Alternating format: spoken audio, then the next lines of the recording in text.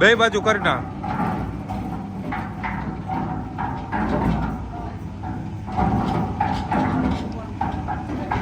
બસ લે.